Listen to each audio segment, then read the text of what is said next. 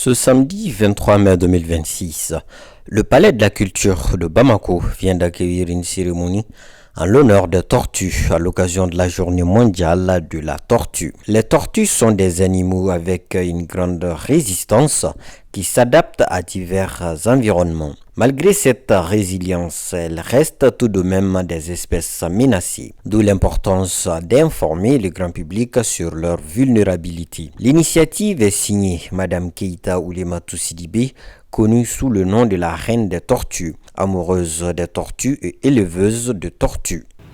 Et louer d'abord les efforts inestimables de la reine tortue pour son initiative.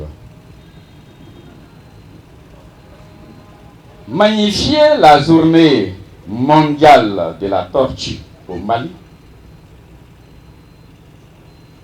est un acte salvateur,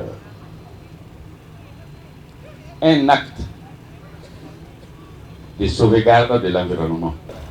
Au nom du ministre de l'Environnement, de l'Assainissement et du Développement durable, nous saluons les initiateurs de cette journée qui est en parfaite cohérence avec les prérogatives du ministère de l'Environnement, à savoir la protection de la biodiversité. C'est avec un immense plaisir et une grande fierté que je prends la parole aujourd'hui à l'occasion de la célébration de la Journée mondiale de la tortue, en ce 23 mai. Une date symbolique dédiée à la sensibilisation, à la protection et à la valorisation de ces espèces fascinantes, à la fois anciennes, paisibles et essentielles à l'équilibre de nos écosystèmes. Cette année revêt un caractère tout particulier pour nous ici à Bamako, car nous célébrons la 2e édition de cet événement au Mali. 2e édition, mais déjà un pas important vers une prise de conscience collective. Cela témoigne de notre engagement croissant en faveur de la préservation de la biodiversité.